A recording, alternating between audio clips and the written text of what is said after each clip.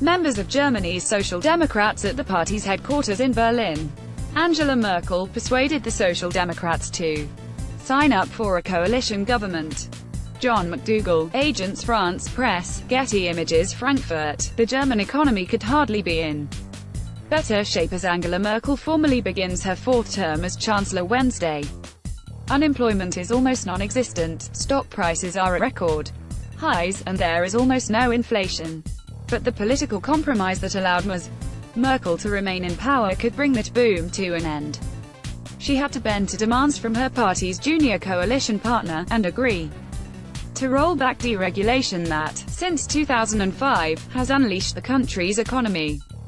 Now, with Europe's economy gaining momentum after a prolonged slump, Germany, the continent's economic powerhouse and de facto leader, risks heading in the opposite direction. Merkel, who will take the oath of office Wednesday along with her cabinet, faces the same political quandary afflicting many industrialized nations, including the United States. Life should feel great, but to many people, it doesn't. The wages haven't budged, the jobs seem less secure, and they believe the good times have passed them by. In Germany, where unemployment is only 3.6%, many angry voters in last year's election deserted the two centrist parties, Merkel's Christian Democrats and the left-leaning Social Democrats, in favor of minority parties, especially the far-right Alternative for Germany. People are less confident, said Stephen Sachs, a leader of a local chapter of the IG Metall Union in the state of Hessen. From one day to the next, you can be fired, to get reluctant Social Democrats to sign up for a coalition government.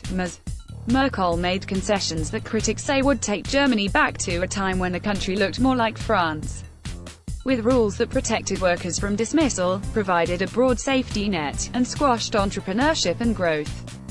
Angela Merkel, who begins her fourth term as German Chancellor on Wednesday.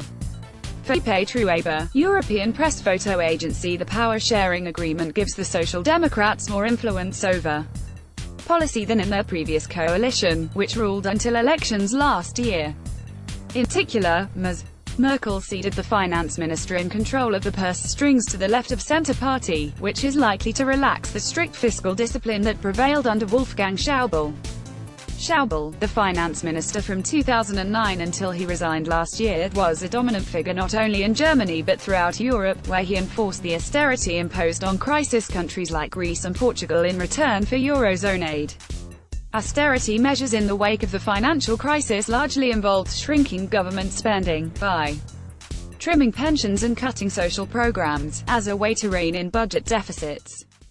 He also pushed those countries to emulate Germany's reforms, in particular relaxing restrictions on hiring and firing. Many countries complied, at least to a degree, helping joblessness in the Eurozone fall to 8.6% in February, down from more than 12% in 2013, yet now, some critics believe Berlin is on the verge of refusing its own medicine. Without Germany serving as an example, leaders in other Eurozone countries would have even more trouble negotiating the politically hazardous terrain of reform the coalition is undoing. All the reforms that turned Germany from the sick man of Europe into the locomotive, said Holger Schmieding, chief economist of Berenberg, a German bank. Schmieding predicted that Germany's relative decline would pave the way for France to take over as the Eurozone's driving force.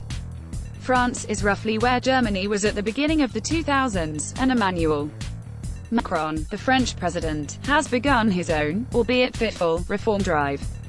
Construction workers at an office building in Frankfurt, Germany. Unemployment is only 3.6% in the country. Moritz Anton, European press photo agency. Although the two countries appear to have divergent, Macron will need Merkel to fulfill his regional priorities, like overhauling the European Union's creaky machinery.